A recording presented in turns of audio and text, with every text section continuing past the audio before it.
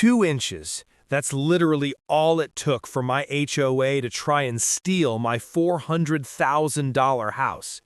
2 inches of grass. I'm holding the actual ruler they used right now.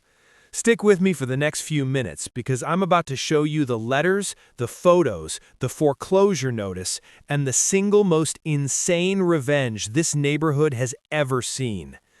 My name is Alex. 6 months ago, my family finally closed on our dream home. 4 bedrooms, huge backyard, quiet cul-de-sac, everything we worked 9 years to get. We moved in June 2023, unpacked the last box, and I remember thinking, we made it. Little did I know the nightmare was just starting. It began with a knock on the door. Some guy in a neon vest holding a literal metal ruler. He's kneeling in my front yard measuring individual blades of grass like he's doing CSI work. He circles one blade, takes a photo, stands up and says, "Sir, you're 2 inches over the maximum allowed height." I laughed. I actually laughed in his face. I thought it was a prank. He didn't laugh back. 2 days later, this shows up in my mailbox. $50 fine for grass height violation. $50. I rolled my eyes, paid it online, mowed the lawn, and forgot about it. But here's where it gets evil.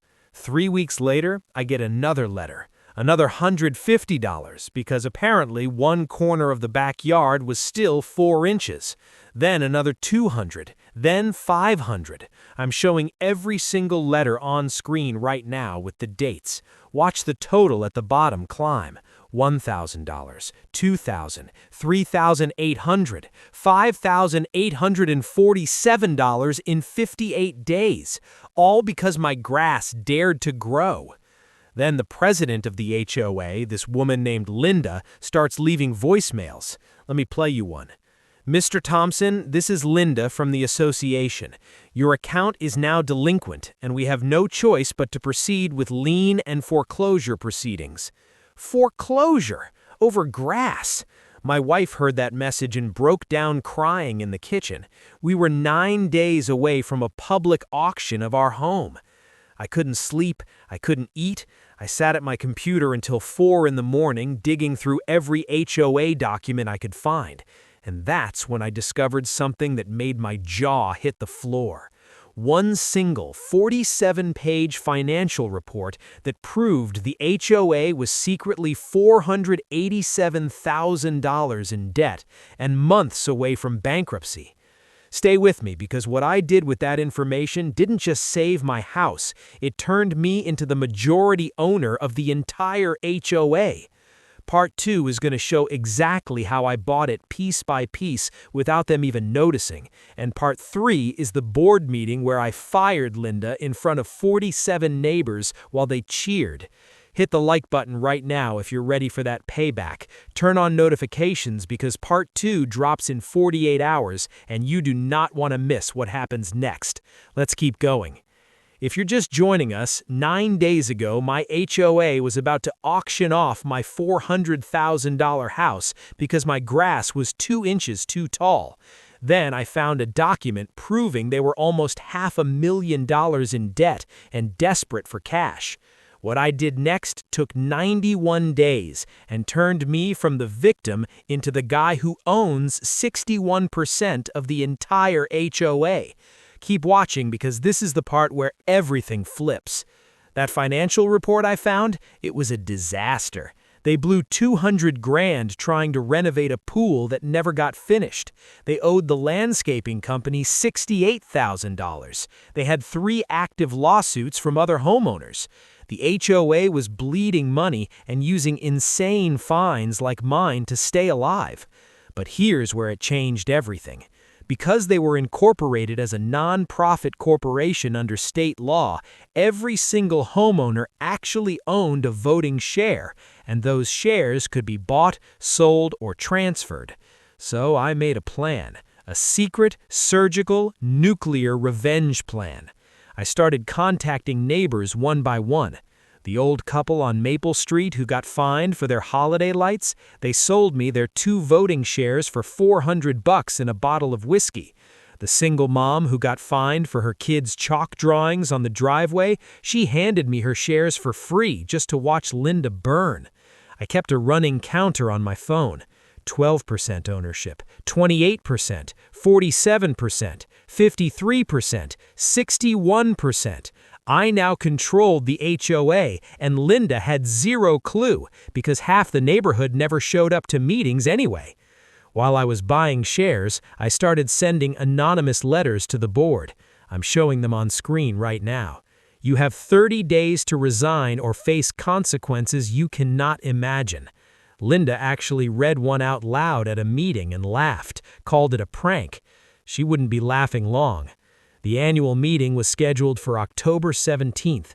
I spent the night before printing documents, rehearsing what I was going to say, and honestly shaking with adrenaline. I walked in with my lawyer carrying a folder thick enough to knock someone out. Linda was sitting at the head of the table smirking like she owned the world. 47 neighbors packed the room because word had gotten out that something big was happening. What happened in the next 7 minutes has been talked about at every barbecue in this neighborhood ever since. Part 3 is dropping tomorrow night, and it is the most satisfying firing you will ever watch. Hit the like button if you're ready to see Linda's soul leave her body. Turn on the bell because the final part is pure revenge dopamine, and you do not want to miss what happens next. I'll see you tomorrow for the grand finale.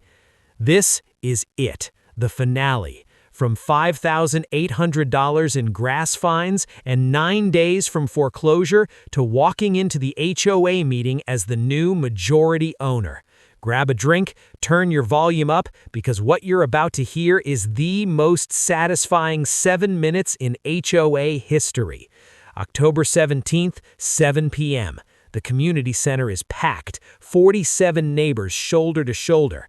Linda is at the head of the table in her signature red blazer, acting like she's the queen.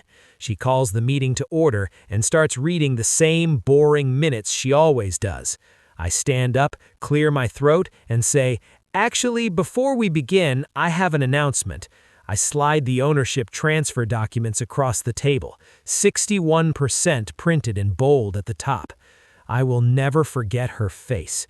The smirk froze, then melted, then turned pure white. I keep talking.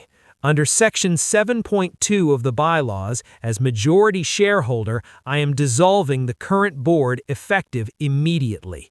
You could hear a pin drop. Then I look straight at Linda and say the words I had practiced 100 times in the mirror. Linda, you are fired. Security will escort you out now. 2 neighbors actually started clapping, then 10 more. Then the entire room is on their feet, cheering and whistling, while Linda grabs her purse and practically runs out the door. Day 1 as the new controlling owner, I rewrote every insane rule. Grass height maximum is now 8 inches with one friendly warning first. Lifetime fine cap is $50 no matter what. We now pay for lawn service for every senior and disabled resident. I had every ugly HOA sign in the neighborhood ripped down and replaced with welcome signs.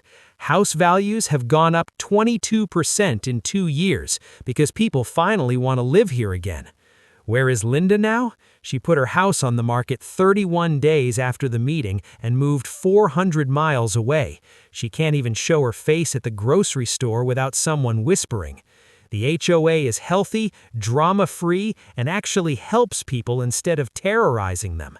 My family still lives in the same house, and sometimes we let the grass grow to 10 inches just because we can.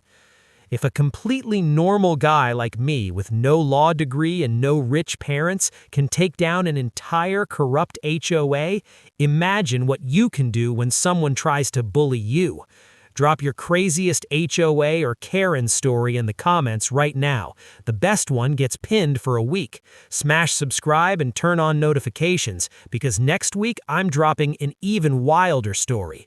HOA banned my disabled son's wheelchair ramp because it looked ugly, so I banned all 2-story houses. It's already recorded and it's nuclear.